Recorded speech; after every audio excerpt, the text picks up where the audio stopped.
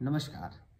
आज बिहार के उन 24 प्रमंडलों की बात होगी जो काफ़ी चर्चा में इस वक्त रह चुके हैं। सीमांचल का वो एरिया का 4 जिले जिसमें पूर्णिया, कटिहार, किशनगंज और अररिया आते हैं। सीमांचल की बात करें तो कहा जाता है कि सीमांचल में सबसे ज़्यादा मुस्लिम बाहुल्य क्षेत्र हैं और जहाँ पर इस बार मुझे जहाँ तक समीकरण समझ में आ रहे हैं कि इस बार जो है एनडीए को थोड़ा घच्चा में डाल सकता है। अब कई सवाल निकल करके आते हैं और पूर्णिया को लेकर के जिस प्रकार से हवा बनाई जा रही है, क्या वास्तव में पूर्णिया में जिस प्रकार से समीकरण बता रहे हैं उस हिसाब से उतरेंगे? पूर्णिया में कई सवाल हैं।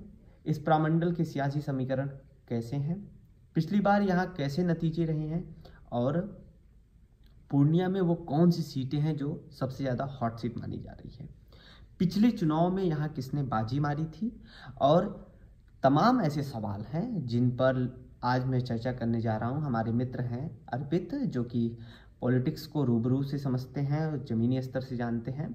अर्पित, सवाल आता है कि जब बात सीमांचल की होती है तो लोगों के मन में एक सवाल आता है असाउद्दीन ओवैसी का, क्योंकि जिस प्रकार से देखा गया था पिछले चुनाव में उन्होंने ज़बरदस्त प्रदर्शन किए थे, उसको लेकर के चाहे वो एनडीए गठबंधन हो या महागठबंधन हो, ये चीज़ें भुलाई नहीं जाती। और पिछली बार भी देखा गया कि ओवैसी ने पत्र वगैरह भेजे थे लालू यादव को गठबंधन करने के लिए, लेकिन उन पर कोई जो है लालू यादव ने ध्यान नहीं दिया। अब इसको लेकर के क्योंकि सीमांचल की जो 24 सीटें हैं ये काफ़ी हॉट सीट मानी जा रही है, और थोड़ा सा अर्पित मैं आपसे विस्तृत चर्चा करना चाहूँगा इन सीटों पर, क्योंकि जिस प्रकार से देखा जा रहा है थोड़ा पीछे लेकर के।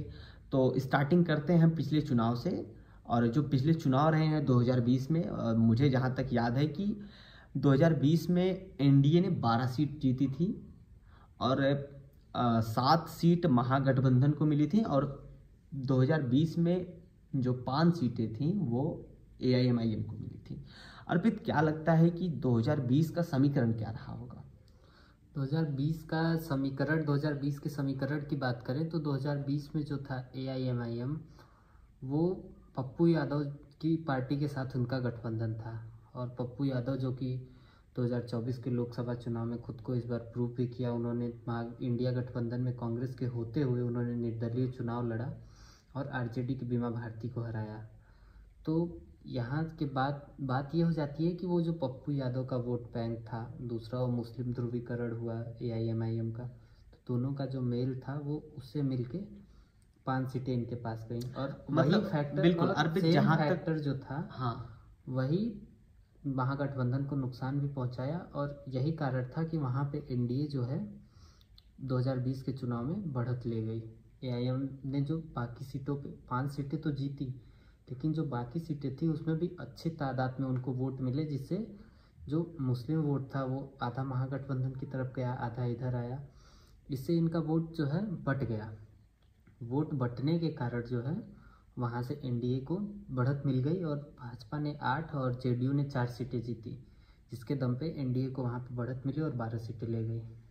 मतलब अर्पित, मैं जहाँ तक समझ पा रहा हूँ कि आप बिल्कुल उसी चीज़ की बात कर रहे हैं, एमवाई समीकरण की, क्योंकि जिस प्रकार से आरजेडी और कांग्रेस मिल करके 2020 में चुनाव लड़ी थी, और वहीं पप्पू यादव जो है यादव वोट बैंकों का और ओवैसी मुस्लिम वोट बैंकों का जो है प्रतिनिधित्व किए, और दोनों साथ मिलकर लड़े, तो इस प्रकार से 5 सीटें उनके खाते में गई और इधर इनके वोटों का ध्रुवीकरण हुआ। अर्पित, क्या लग रहा है अगर मैं थोड़ा सा एनडीए गठबंधन पे आऊँ तो 12 सीट लाना बीजेपी मुस्लिम बाहुल्य एरिया में कैसे, हाउ इज दिस पॉसिबल? वही बात है, सामने वाला जो मुस्लिम वोट बैंक है वो बट गया, यही तो वजह रहा। नहीं तो इसके पहले मतलब बीजेपी का जो वोट था वो कहीं नहीं कटा, और बल्कि इनके वोटों को काटा गया।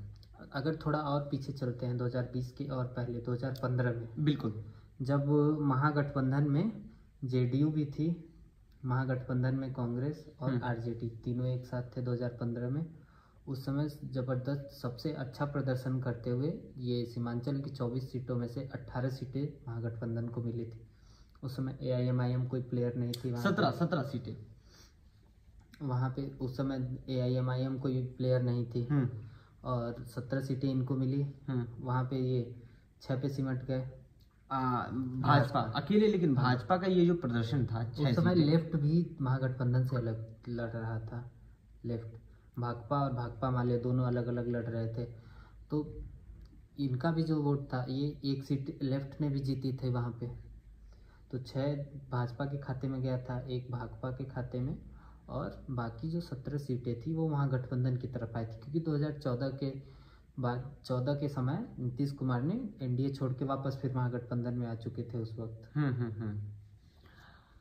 तो मतलब उसमें साफ तौर पे ये कहा सकते हैं जो लेफ्ट की पार्टियां रही वो RJD और कांग्रेस को नुकसान पहुंचाने का काम की, और बाकी जो JDU थी नीतीश कुमार की पार्टी, वो BJP को नुकसान पहुंचाने का काम की थी सीमांचल में। ऐसा कह सकते हैं? नहीं, ऐसा नहीं कह सकते। ऐसा कह सकते हैं कि जो JDU का वोट बैंक है, नीतीश कुमार का जो दलित या फिर वो कुर्मी वोट बैंक है, वो तो इनके पास रहा ही। साथ में कांग्रेस का वोट बैंक और RJD के कारण मुस्लिम और यादव वोट बैंक भी। तो मुस्लिम जो मेजोरिटी है वो ज़्यादातर कांग्रेस या RJD की तरफ झुकाव रहता है। एग्जैक्टली। तो इस कारण जो है वहाँ पे JDU, कांग्रेस और ये RJD तीनों बड़े प्लेयर्स एक साथ आ गए। तो फिर एक साथ क्लीन स्वीप करना तो बनता ही था। बिल्कुल। अर्पित, ये तो खैर रहा हमारा 2020 पे भी चर्चा कर लिए, 2015 पे चर्चा कर लिए। थोड़ा सा पीछे चलते हैं 2010 में जब नीतीश कुमार की लहर थी। बिल्कुल। और क्या था कि 2005 में नीतीश कुमार ने सरकार बनाई, 5 साल उन्होंने बिहार पे जो है सरकार चलाई, और लोग कहते हैं कि भाई 5 साल नीतीश कुमार ने ऐसी सरकार चलाई थी कि वास्तव में काबिले तारीफ थी। एक जंगल राज का जो लोग दिन में निकल नहीं पाते थे, ये सारी कानून व्यवस्था से लेकर के, चाहे वो नारी सशक्तिकरण हो, महिला सशक्तिकरण हो, उस पर उन्होंने काम किया था। शिक्षा, स्वास्थ्य पे काम किया था। तो 2010 में जिस प्रकार से नीतीश कुमार की लहर थी, तो साफ तौर पे ऐसा कहा जा सकता है 2014 में नरेंद्र मोदी जी की लहर थी। बिल्कुल। अब 2010 में अगर मैं बात करूं सीमांचल के इन 4 जिलों और 24 सीटों पर, तो क्या निकल के आ रहे हैं, आंकड़े क्या थे 2010 में? 2010 में तो एक तरफा जीत थी NDA की। JDU और भाजपा के साथ एक साथ लड़े थे दोनों। 243 में से रिकॉर्ड तोड़ 2010 में 243 में से रिकॉर्ड 207 सीटें जीती थी। 207 सीटें NDA के खाते में गई थी 243 में से। वो मतलब लहर नहीं, सुनामी थी नीतीश कुमार की। हाँ, बिल्कुल। वो उस समय जो है, ये जो सीमांचल का एरिया है वहाँ पे ज़्यादातर सीटों पे भाजपा लड़ी थी। उसमें जो 17 सीटें थी वो NDA के खाते में गई थी, जिसमें से 13 भाजपा जीती थी और 4 जो है JDU। और उस समय RJD अलग लड़ी थी, कांग्रेस अलग लड़ी थी। RJD के साथ रामविलास पासवान की पार्टी थी LJP, और कांग्रेस अलग लड़ी थी। तो ये जो वोट बैंक था, जो इस वक्त महागठबंधन में एकजुट होकर दिख रहा है, ये उस समय अलग अलग हुआ करता था। और नीतीश कुमार जो है वो NDA के मजबूत पक्ष के तौर पे देखे जाते थे। उस समय उनका वो पलटी कुमार वाला चेहरा नहीं था। हाँ, बिल्कुल। तो मतलब साफ तौर पे ऐसा कह सकते हैं कि जो अपना इधर NDA गठबंधन था, ये लगातार सीमांचल में अच्छा परफॉर्म करते हुए आया है। हाँ, क्योंकि जो जनता, देखिए, जो हिंदू वोट बैंक है, हिंदू के नाम पे, हिंदू ध्रुवीकरण के नाम पे जो वोट भाजपा को मिलता है, वो तो भाजपा को मिलता ही था। लेकिन JDU जो है वो अपने आप को सेक्युलर एक फेस बना के रखते थे। नीतीश कुमार का मुस्लिमों कार्यक्रम में जाना या मुस्लिमों को टोपी पहन लेना, मतलब उस वक्त वो JDU का फेस जो है वो मतलब सेकुलरिज्म वाला वो सारी चीजें थी। तो मुस्लिम्स का वोट जो है उनकी तरफ शिफ्ट होता था। बिल्कुल। और अर्पित, मुझे जहाँ तक याद आ रहा है कि अभी भी मदरसों को इन्होंने बजट बढ़ा करके दिया है। सारी चीज़ें 6000 का बजट था, वो बढ़ा करके 10 के ऊपर समथिंग कर दिया इन्होंने। कई सारी चीज़ें मुस्लिमों के लिए इन्होंने किया है। लेकिन अर्पित, जो अभी चुनाव है, जो 222 सीटों पे जो इनके चुनाव होने वाले हैं, 222 कितना है, 243, 121 सीटों पे इनका हो चुका है। और 222 सीटों पर अभी जो चुनाव होने वाले, 122 सीटों पर उस पर क्या लगता है कि ये जो 24 सीटें सीमांचल के 4 जिले आते हैं, इसमें क्या होने वाला है, क्या लग सकता है? एक जैसे हॉट सीट मान लेते हैं हम, रुपौली हॉट सीट है एक, जहाँ से इस वक्त वो बीमा भारती चुनाव में मैदान में है, चुनावी मैदान में। बीमा भारती 2020 में जो है जदयू से लड़ी थी और जीती थी, विधायक है वहाँ से। वर्तमान में 24 में आरजेडी ने उनको लोकसभा का उम्मीदवार बनाया था, लेकिन निर्दलीय उम्मीदवार के तौर पे पप्पू यादव ने उन्हें हरा दिया था। इस बार वो विधानसभा चुनाव में खड़ी हुई हैं आरजेडी की तरफ से। एक वो हॉट सीट माना जा रहा है, बीमा भारती। हाँ। तो इसी तरीके से है, एक तो ओसामा शहाबुद्दीन के बेटे, उनका जो फैक्टर है सीमांचल में वो भी काम आने वाला, वो भी लगातार कैंपेनिंग कर रहे हैं। इधर कांग्रेस ने इमरान प्रतापगढ़ी को उतार दिया है। जो अलग अलग चीज़ें हैं वो एक तरीके से एआईएमआईएम को इस बार जो है, एआईएमआईएम कुछ हद तक वोट तो काट ही सकती है, लेकिन सीटें जीतना मेरे हिसाब से अर्पित क्या है ना कि 2020 में इन्होंने 5 विधायक अपने बनाए थे, लेकिन 4 विधायक इनके आरजेडी में शामिल हो गए थे। तो इसको लेकर के भी जनता के मूड में थोड़ा सा वो चीज़ होगी कि भाई अगर अपन एआईएम को भी वोट देंगे तो वो आखिरकार जो है लास्ट में इनकी तो कोई सरकार बनने वाली नहीं है असदुद्दीन ओवैसी की, तो आखिरकार इधर ही उधर ही छिटकेंगे। तो इसको लेकर के थोड़ा सा जनता का तो मूड स्विंग होगा इस चीज़ को लेकर के। लेकिन अब देखिए विधानसभा 25 की जो चुनाव है उसको लेकर के अब एनडीए कितना प्रदर्शन कर पाएगी, इसकी क्या गारंटी हो सकती है? जैसे एमआईएम की एआईएमआईएम की बात कर रहे हैं आप, तो उसमें जैसे एक जोकीहाट सीट है, वहाँ से जो है एआईएमएम से जो शाहनवाज 2020 में एआईएमएम के टिकट पे जीते थे, जो बाद में आरजेडी में चले गए थे, इस बार फिर वो आरजेडी से उम्मीदवार हैं। तो अगर उनके चेहरे पे वोट मिला था तो इस बार वापस से उनको मिल सकता है वही वोट। और आरजेडी और कांग्रेस का जो मेल है ये शायद फायदा पहुंचा सकता है सीमांचल में। अर्पित, इस बार जो वोटिंग परसेंटेज है वो देखा गया है कि बहुत ज़्यादा है। अभी तक का इतना ज़्यादा वोटिंग परसेंटेज नहीं हुआ है बिहार में, जहाँ तक मुझे आंकड़े पते हैं। जहाँ तक आंकड़ों पे बात किया जाए, उन आंकड़ों के हिसाब से 64.69% वोटिंग हुए हैं। और इसको लेकर के भी लोग कई तरीके से कयास लगा रहे हैं कि जनसुराज पार्टी की वजह से, कोई कह रहा है कि सुशासन बाबू के सरकार से उब गए हैं।